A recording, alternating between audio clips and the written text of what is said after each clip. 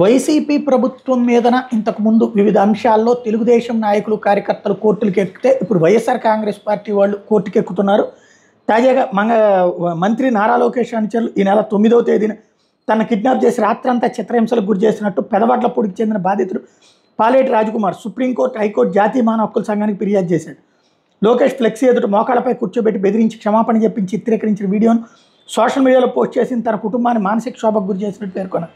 వీటి ప్రభావంతో పాఠశాలలో చదువుతున్న తన పిల్లలు అవమాన భారంతో ఇంటికి వస్తున్నారని ఆవేదన వ్యక్తం చేశారు. టీడీపీ నేతలు పదే పదే బెదిరింపులకు దిగుతున్నారని తక్షణమే జోక్యం చేసుకుని అరికట్టకుండా తన కుటుంబానికి ఆత్మహత్య శరణమని విన్నవించుకున్నారు. ఈ మేరకు సుప్రీంకోర్టు ప్రధాన న్యాయమూర్తి, హైకోర్టు ప్రధాన న్యాయమూర్తి, జాతీయ మానవ హక్కుల సంఘానికి శుక్రవారం ఫిర్యాదు చేశారు.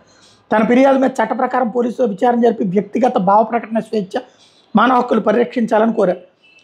మంగళగిరి నియోజకవర్గంలో జరిగినటువంటి ఈ ఉదంతం మొన్నటిది వైరల్ అయింది కదా, ఫ్లెక్సీ దగ్గర క్షమాపణ చెప్పించినటువంటి వైనం, ఆ వ్యవహారానికి సంబంధించిన అంశం ఇది.